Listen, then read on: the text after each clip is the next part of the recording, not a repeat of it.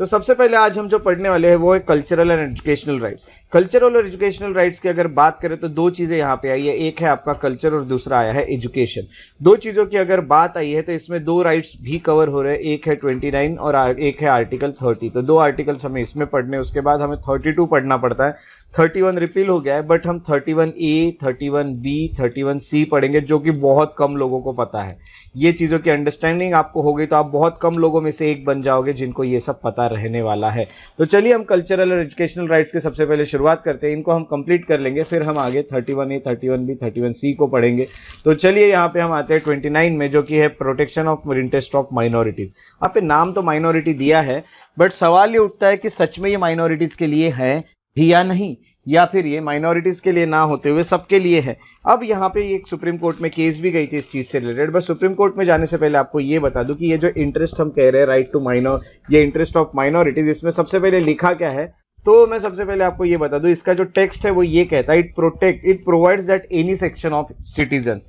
यानी यहाँ पे वर्ड क्या लिखा है उन्होंने, एनी सेक्शन ऑफ सिटीजन्स। देखिए any section of citizens residing in any part of India having a distinct language, script, culture of its own. यानी यहाँ पे क्या लिखा है कि एनी सेक्शन जिसका एक अलग सी लैंग्वेज है, जिस सेक्शन की यानी डिस्टिंक्ट लैंग्वेज यूज कर रहा हो या फिर अलग से स्क्रिप्ट यूज कर रहा है या फिर उनका अलग सा कल्चर है खुद का, उनके पास राइट है कि इन चीजों को कंजर्व करने का। यानी वो अपने जो लैंग्वेज है, अपने स्क्रिप्ट है और अपने जो कल्चर है उसको वो कंजर्व कर सकते हैं। कंजर्व कर सकते हैं इसका मीनिंग क्या होता है और क्या नहीं, ये पढ़ने के पहले हम यहाँ पे जान लेते हैं कि यहाँ क्या लिखा हुआ है। यहाँ ये भी लिखा है कि further no citizen shall be denied admission to any educational institution maintained by state or receiving aid out of state funds on grounds only of religion, race, caste और language। यानी अगर आपने इंस्टीट्यूशन डाला, अब क्या बोला है, अब इन टेक्स्ट को समझने की कोशिश करते हैं। अब सबसे पहले इनका क्या कहना है कि कोई भी सेक्शन हो सिटीजन का जिनकी एक लैंग्वेज अलग है, फॉर एग्जाम्पल मेरी कोई XYZ नाम की लैंग्वेज है जो कि अलग लैंग्वेज है, इस लैंग्वेज को मैं कंजर्व करना चाहता हूँ। अब कंजर्व करने के लिए सपोज मैंने एक एजुकेशनल इंस्टीट्यूशन ओपन कर दिया। अब मैंने जब एक एजुकेशनल इंस्टीट्यूशन ओपन किया जिसमें मैं इसके बारे में आप लोगों को नॉलेज दे रहा हूं, तो यहाँ पे मैं अगर ये इसके लिए मैंने जो फंड लिया है इस एजुकेशनल इंस्टीट्यूशन के लिए, ये फंड अगर मेरा स्टेट से आया है, स्टेट क्या है आपको पता है, यहाँ से मुझे अगर मदद मिल रही है, यहाँ पे एड मिल रहा है स्टेट फंड से, तो फिर और भी कोई रिलीजन का और भी कोई लैंग्वेज का या और भी कोई रेस या कास्ट का व्यक्ति मेरे इंस्टीट्यूट में एडमिशन लेना चाहता है तो मुझे उसे एडमिशन देना होगा। मैं उसे डिनाई नहीं कर सकता कि मैं सिर्फ मेरे ही लोगों को एडमिशन दूंगा। मेरे ही लोगों को एडमिशन दूंगा, वो लोग डिनाई कर सकते हैं किसी को एडमिशन जो लोग स्टेट से कोई मदद नहीं ले रहे, स्टेट से एड भी नहीं ले रहे, ना ही स्टेट से फंड ले रहे हैं। ये यहाँ पे शुरू हुए। अब क्या हुआ कि ये जो आर्टिकल्स थे ये स्पेशली माइनॉरिटीज के लिए पता चल रहे थे, बट यहाँ पे केस हुई सुप्रीम कोर्ट में जिस पे ये पता नहीं चल रहा था कि ये राइट सच में माइनॉरिटीज के लिए है भी या नहीं। तो इतना मुझे बताइएगा, यहाँ तक की चीजें क्लियर हुई, यहाँ से यहाँ तक दो पॉइंट्स आपको, यस है ना। सो ये आपको यहाँ पता चला। अब देखिए क्या हो रहा है। अब यहाँ पे इस सेक्शन में ये जब कोर्ट सुप्रीम कोर्ट में केस गई, फॉर एग्जांपल अब क्या हो गया कि मेरी कोई डिस्टिंक्ट लैंग्वेज है, मेरी लैंग्वेज कोई अलग सी लैंग्वेज है, बट मैं माइनॉरिटी को बिलोंग नहीं करता हूँ, माइनॉरिटी नहीं है, मेरे जो भी कम्युनिटी है वो मेजॉरिटी में है, माइनॉरिटी में नहीं है, तो क्या मैं इसको कंजर्व नहीं कर सकता? इसके लिए केस सुप्रीम कोर्ट में जाती है। सुप्रीम कोर्ट ने उस केस में ये डिसीजन दिया कि ये जो आर्टिकल है ये स्पेशली माइनॉरिटीज के लिए नहीं है, क्योंकि अगर यहाँ पे इस आर्टिकल के अच्छे से पढ़े तो यहाँ लिखा है एनी सेक्शन, यानी this article is not merely और not necessarily restricted to minorities only. ये सुप्रीम कोर्ट का फैसला था।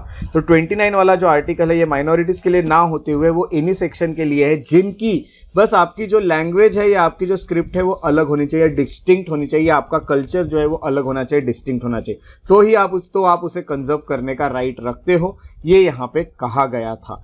तो सुप्रीम कोर्ट ने ये कह दिया कि ये राइट सबके लिए है।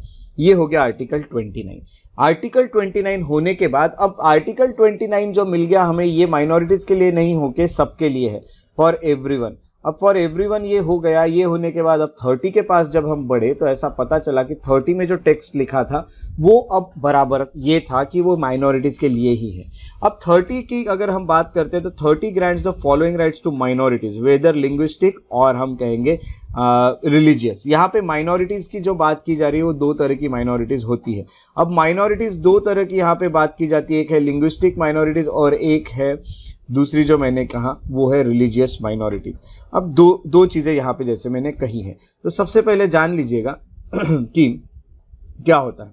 अब इसमें भी मेनली माइनॉरिटीज दो है ना, एक आएगी लैंग्वेज के बेस पे माइनॉरिटी जिसको लिंग्विस्टिक माइनॉरिटीज कहते हैं, और दूसरी जो आती है वो रिलीजन के बेस पे माइनॉरिटी आती है। तो रिलीजन के बेस पे आपको पता है कौन कौन माइनॉरिटीज है इंडिया में। उसके अलावा लैंग्वेज जो बहुत कम यूज होती है उनको लैंग्वेज के माइनॉरिटी लिंग्विस्टिक माइनॉरिटी में भी डाला गया है। अब इसमें क्या लिखा है, अब इसमें ये कहा है इट ग्रांट्स द माइनॉरिटीज, या डायरेक्टली माइनॉरिटीज के लिए लिखा है, यानी यहां पे एनी सेक्शन नहीं लिखा है, यानी आर्टिकल 30 स्पेशली फॉर माइनॉरिटीज।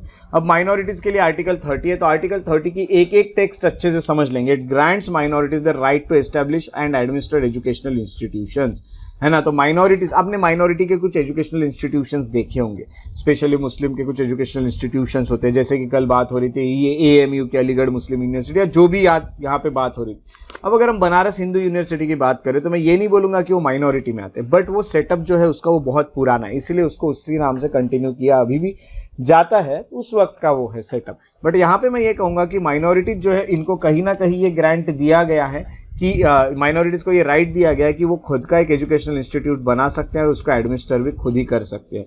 दूसरी बात, पहली बात ये हुई। अब दूसरी बात, उनको जैसा लगता है वैसा एडमिनिस्टर करेंगे उसे, ठीक है, किसको टीचर रखना है, कौन सा स्टाफ रखना है, क्या रहेगा क्या नहीं, everything will be decided by minorities. दूसरी बात ये है, ये दूसरा पॉइंट अच्छे से समझेगा। पहला पॉइंट तो बहुत सिंपल है कि एस्टैब्लिश करना और एडमिनिस्टर करना, बट दूसरा जो पॉइंट है वो समझने के लिए आपको थोड़ा सा यहाँ पे अच्छे से ध्यान देना पड़ेगा।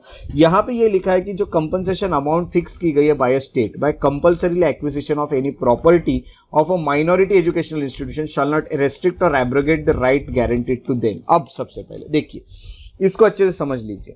अब मैं ऐसा कहूंगा, एग्जाम्पल के साथ बता रहा हूं, एग्जाम्पल के साथ समझना है और इसको अच्छे से याद रखना है जो एग्जाम्पल में बता रहा हूं। अब यहां पे आर्टिकल 30 ने क्या किया था, आर्टिकल 30 ने माइनॉरिटीज को एक राइट दिया था कि वो अपने एजुकेशनल इंस्टीट्यूशंस बनाए। अब फॉर एग्जांपल एजुकेशनल को इंस्टीट्यूशन यहां पे बनाया गया है, इंस्टीट्यूशन का यहां पे नाम है PQR नाम का एजुकेशनल इंस्टीट्यूशन यहां पे खड़ा कर दिया गया। खड़ा करने के बाद ये माइनॉरिटी को बिलोंग करता है। माइनॉरिटी अपना एजुकेशनल इंस्टीट्यूशन बना सकते हैं, ये खुद एक फंडामेंटल राइट है। अब फॉर एग्जांपल गवर्नमेंट का ये रास्ता जा रहा है, या फिर यहाँ पे गवर्नमेंट कोई प्रोजेक्ट चला रही है, प्रोजेक्ट में गवर्नमेंट को ये जगह लग रही है, यहाँ की भी जगह लग रही है। अब गवर्नमेंट को क्या करना पड़ेगा, ये जो लैंड है इसको एक्वायर करना पड़ेगा। Government have to acquire this land, यहाँ एक्विजिशन करना पड़ेगा ताकि ये रोड को बड़ा कर सके। एक एग्जांपल ले रहा हूं उसे। तो क्या ऐसा करने पे इनका फंडामेंटल राइट वायलेट हो जाएगा? अब देखिए, नॉर्मली सोचो तो अगर ये एक्वायर कर ली जगह तो इनका फंडामेंटल राइट वायलेट हो जाएगा। वायलेट होने पे ये लोग डायरेक्टली गवर्नमेंट के खिलाफ किस कोर्ट में भी जा सकते हैं? यस, सुप्रीम कोर्ट, है ना। वो डायरेक्टली हाई कोर्ट में भी जा सकते हैं, सुप्रीम कोर्ट में भी जा सकते हैं, ना डायरेक्टली सुप्रीम कोर्ट में भी जा सकते हैं, हाई कोर्ट में भी जा सकते हैं, कहीं भी जा सकते हैं। अब ये सब चीजें होने के बाद मैं ये कहूंगा कि आप फंडामेंटल राइट वायलेट हो गया है माइनॉरिटीज का, तो वो जा सकते हैं। इसीलिए उन्होंने कॉन्स्टिट्यूशन में एक बात ऐड की है, अगर गवर्नमेंट आपकी प्रॉपर्टी एक्वायर कर रहा है और एक्वायर करने के बाद उसके जगह आपको कंपनसेशन दे रहा है, यानी कुछ अमाउंट पे कर रहा है। फॉर एग्जाम्पल इस जगह का जो रेट यहाँ पे प्राइस जो दिख रही है गवर्नमेंट प्राइस, वो अगर 20 लाख है और गवर्नमेंट ने अगर आपको 20 लाख रुपीस दे दिए तो ये मानना जाएगा कि आपका राइट जो है वो वायलेट नहीं हुआ है। बट अगर गवर्नमेंट आपको कंपनसेशन नहीं देती है लैंड छीनने के लिए तो ऐसा माना जाएगा कि आपका राइट जो है गवर्नमेंट ने या स्टेट ने वायलेट कर दिया है। इसीलिए यहाँ कहा गया है further no citizen shall be denied admission into any educational institution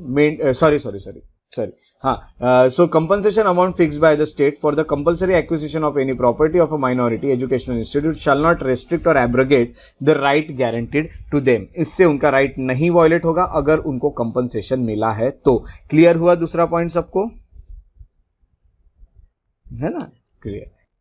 बस इतना याद रखना है। अभी कैसा है, राइट टू प्रॉपर्टी जब था ना तब यही प्रॉब्लम जा रहे थे। आर्टिकल 31 जब वहां पे था तो प्रॉब्लम क्या जा रहे थे, क्योंकि अगर मेरा कोई घर है और घर को तोड़ के यहाँ गवर्नमेंट कोई प्रोजेक्ट बनाना चाहती है तो गवर्नमेंट ऐसा नहीं कर सकती थी, क्योंकि ये मेरा फंडामेंटल राइट था। जब तक आर्टिकल 31 था जिसमें मुझे राइट टू प्रॉपर्टी मिल रहा था, तब तक मेरा घर अगर रास्ते के बीच में आ रहा है और अगर मेरा घर गवर्नमेंट छीन रही है, मेरी प्रॉपर्टी गवर्नमेंट छीन रही है, तो फिर मैं डायरेक्टली सुप्रीम कोर्ट में जा सकता था, क्योंकि मेरा फंडामेंटल राइट वायलेट होता था। जब से इसको फंडामेंटल राइट से हटा दिया गया है तब से ऐसा कुछ नहीं है कि आपका फंडामेंटल राइट वायलेट होगा, तो गवर्नमेंट को ज्यादा टेंशन अभी रहा नहीं। बट अगर गवर्नमेंट आपको कंपनसेशन देती है, ये मैं आपको बता दूं, क्योंकि राइट टू प्रॉपर्टी आपका 300 में आज भी रखा है, 300A में होने के कारण आपको आज भी गवर्नमेंट आपके प्रॉपर्टी को कंपनसेशन देगी, जो भी रेट्स चल रहे हैं वो रेट आपको दे देगी। ठीक है, मार्केट रेट से थोड़ा कम होगा, बट ऐसा नहीं कि गवर्नमेंट आपको कुछ भी नहीं देगी। Government will pay you the compensation. अगर कंपनसेशन अमाउंट पे नहीं की तो आर्टिकल 30 वायलेट हो जाएगा, ऐसा यहाँ पे कहा जाता है। तो ये दूसरा पॉइंट है जिसमें ये हम देख सकते हैं। अब वो भी मैटर करता है कि वो एजुकेशनल इंस्टीट्यूट्स है या क्या है। अब टेम्पल जो है उसकी अगर हम बात करें तो मेनली वो it is not a educational institution, इसलिए वो थोड़ा सा अलग इशू हो जाता है, जो कि आपके right to freedom of religion से जुड़ जाता है आगे जाके। एजुकेशनल इंस्टीट्यूशन अगर है तो फिर उसके लिए कंपनसेशन दे के आपको वहां पे फ्री करा सकती है गवर्नमेंट। दूसरी बात आपको ये बता दूं कि जब आपको एड देती है ना, in granting the aid state shall not discriminate against educational institution managed by minorities. For example A B C नाम की 3 माइनॉरिटीज है, इनका आप अपना एक एक एजुकेशनल इंस्टीट्यूशन है।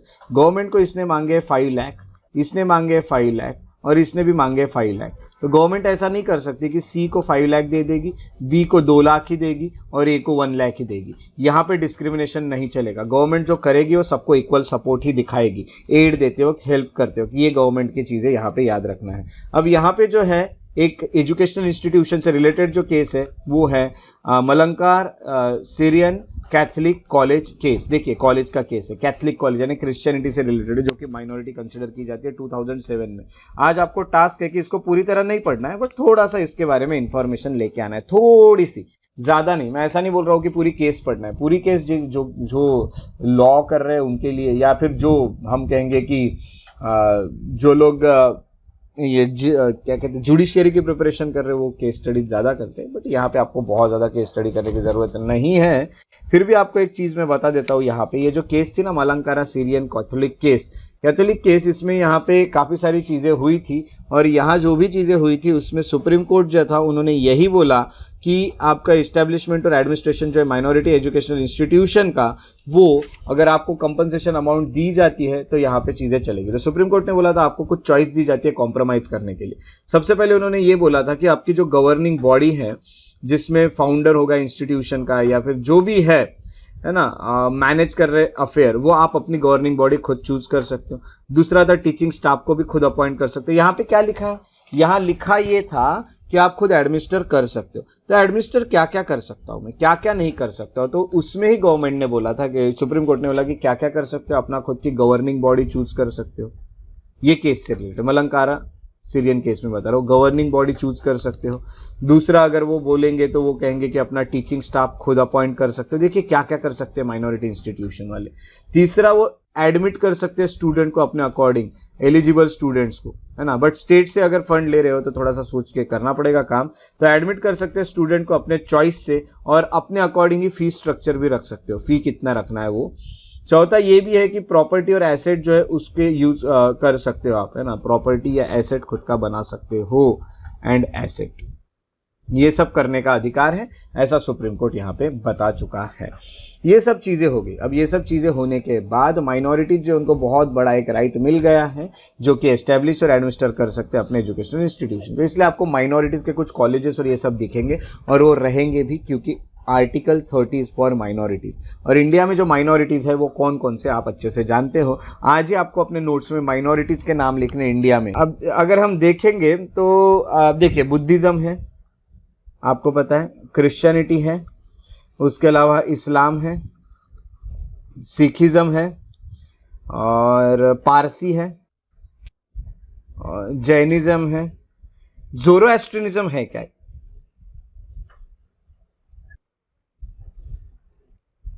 यस, है ना। तो यही है मेन, है ना। तो ज़ोरोएस्ट्रियन और पारसी सेम, सो इसीलिए आते हैं 1 2 3 4 5 6 माइनॉरिटीज। ठीक है, ये उसके बाद अगर हम आते हैं तो 29 जनरली, अगर 29 और 30 का एक डिफरेंस देखें तो ये एनी सेक्शन है और ये माइनॉरिटी है। उसके अलावा दूसरा डिफरेंस ये है कि ये स्पेशली कल्चरल राइट्स के बारे में बात करता है और 30 जो है वो एजुकेशनल राइट्स के बारे में बात करता है। क्या अभी जो मैंने स्टेटमेंट बोला वो बराबर है? बराबर, यस, है ना। यहाँ पे आपको ये देखना है, स्पेशली बोल रहा हूँ, बाकी दोनों एजुकेशनल इंस्टीट्यूशन के बारे में बात करेंगे, स्पेशली कल्चरल। यहाँ पे अगर देखा गया तो कल्चर के बारे में स्पेशली बात कर रहा है और यहाँ पे स्पेशली एजुकेशनल इंस्टीट्यूशन के बारे में बात कर रहा है। बट यहाँ भी एजुकेशनल इंस्टीट्यूशन बना के ही प्रिजर्व करेंगे, वही कंजर्व करोगे आप, तो यहाँ भी एजुकेशनल इंस्टीट्यूशन बोला ही गया है, बट स्पेशली कल्चर के बारे में 29 है। बाकी एजुकेशनल तो दोनों जगह पे कवर हो रहा है, ये सब हमें यहाँ पे पता चल रहा है।